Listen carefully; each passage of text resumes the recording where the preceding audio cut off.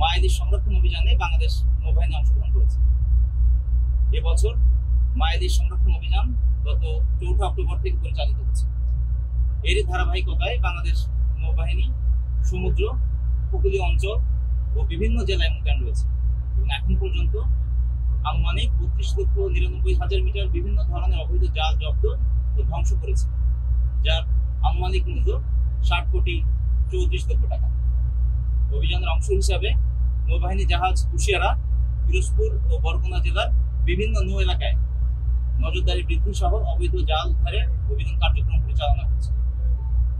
এছাড়া মায়াইলিশ রক্ষার গৃহীত কর্মসূচির মধ্যে স্থানীয় জনসাধারণ, বিশেষ করে জেলেদের মাঝে সচেতনতা বৃদ্ধির লক্ষ্যে আমরা কাজ করে যাচ্ছি।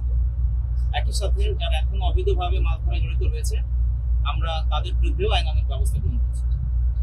আমাদের এই অভিযানে আটককৃত অবৈধ জাল স্থানীয় প্রশাসন ও মৎস্য কর্মকর্তার উপস্থিতিতে যথাযথ নিয়ম অনুসরণ করে ধ্বংস করা হচ্ছে।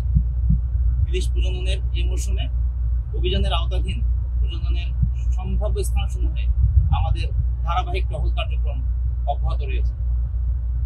এই সকল অভিযান পরিচালনায় আমাদের নৌ সদস্যগণ সকল ক্ষেত্রে ধৈর্য ও সংযমের পরিচয় দিয়ে উদ্ভূত যে কোনো ধরনের অনাকাঙ্ক্ষিত পরিস্থিতির মধ্যে গুরুত্বপূর্ণ ভূমিকা পালন করছে।